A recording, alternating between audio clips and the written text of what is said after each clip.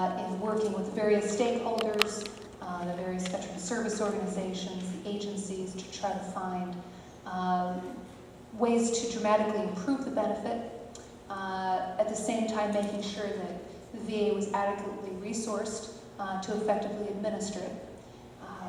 While I'm very pleased that we have passed a dramatically improved GI Bill benefit for our service members, I should say that what we passed wasn't fully vetted in the committees. And there were provisions added late on transferability. It's going to be a complicated new program to administer. Now, Mr. Summerside, I remember having conversations with you over the last few years about the people that are your contacts down in St. Louis, who you can count on, who you can rely on, who help service members and veterans get answers to questions they have about their education benefits, getting their claims processed, making this as smooth as possible.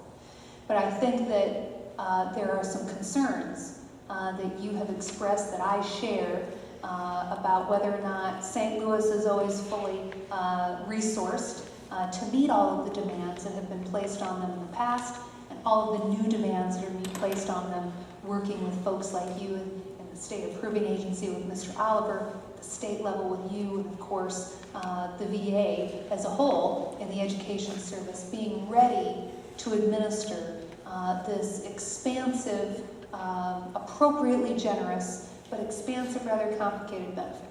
And so Mr. Bozeman and I are going to be charged, I'm sure, throughout the rest of this term, and we hope in the future years to make sure that we're exercising the oversight that the VA is going to need to make sure that our service members have an ease of accessing this new benefit without bumps in the road and some of the frustrations that can occur when there are delays in processing claims and information that may not always be accurate that they're getting from different sources.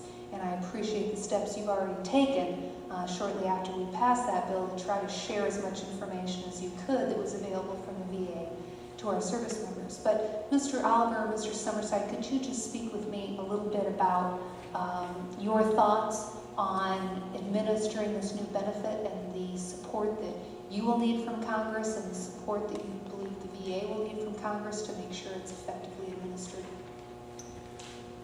I think as far as when we start to work with a veteran, we always have to get in touch with our regionalized employment liaison representative to find out exactly about their eligibility and stuff like that. And that takes quite a bit of time when we don't have access to those records. And that's for security issues, I'm sure.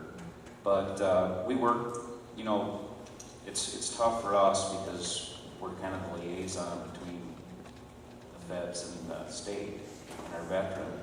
And we try to get an answer back as quickly as we can, but they are very busy down in St. Louis, and they do a really good job of getting back to us, fairly short amount of time, sometimes 2-3 days, but usually we tell the veterans a week.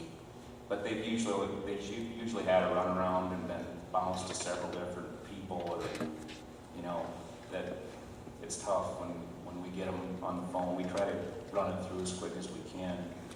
But I think George can speak better on that because he's had a lot more experience in that. Thank you, Madam Chairwoman and members of the committee.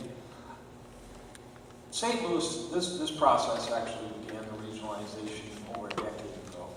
And many of the things or the thoughts that I think that they thought they would do through technology and other initiatives really haven't realized, I don't think, to the full benefit to our veterans or family members. We're very fortunate in South Dakota to have good relationships with some key people down in St. Louis. But that was a hard-fought war here in South Dakota. We had to actually, through a letter through our South Dakota Veterans Commission and others, to the director of St. Louis just about a decade ago. And he came up and visited, and from that meeting, he made a commitment to us. And the commitment back to him was this: we would do all the OJT and apprenticeship claims would come right through our state approving agency, which basically was unheard of. we would make sure that all the pieces were there to expedite any process in a claim. We've held true to our part, but on the other side, we always said to the veteran or the trainee, within 4 weeks of application, if you don't hear anything, we want to know, and we want to put an end for it. You know, in any kind of new arrangement or agreement, usually right up front, it's usually pretty good. They respond back fairly quickly, within a few days. But I still have a good working relationship with many of the key individuals down there. I think the main thing they need is they need resources available to them. And one other thing that they possibly could use is over on the comp and pension side, those individuals are paid at a higher rate.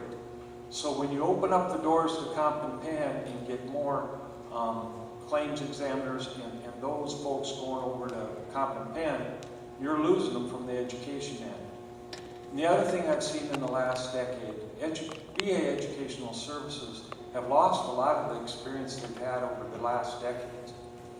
I believe in my heart, the real experience as far as knowledge and experience about veterans programs really rests a lot with state approving agencies. My colleagues across the state, you know, Don Sweeney, he's been involved since the 70s. He's seen all these types of programs go through. Jim Bombard in New York, Jim Little, you know, most of the individuals I'm talking about have 10, 15, 20, 25 years of experience. Most of the staff at the VA Central Office at this point in time, I think many of them have under 5 years of experience. A lot of the ELRs that you're bringing into play to work with our agencies have little or no experience when they come out, and they are the final say on a lot of these approval issues. My good friend down in Missouri, Chad Schott, said to me the other day when we were talking about an OJT approval, he said, we're fighting fights we won 15, 20 years ago, and we're fighting them today. A lot of these have to do with training programs. So I think that VA Central, you know, Educational Services really looks to the resources, and that would be through your state approving agencies. I think everyone would gain a lot as far as the new GI Bill, the Chapter 33. Thank you both for your response to that question. Mr. Bozeman. Thank you, Madam Chair. Mr. Cullen, do we need a program that focuses on retraining vets with few skills that are relevant to the civilian workforce? Do you see that as a problem?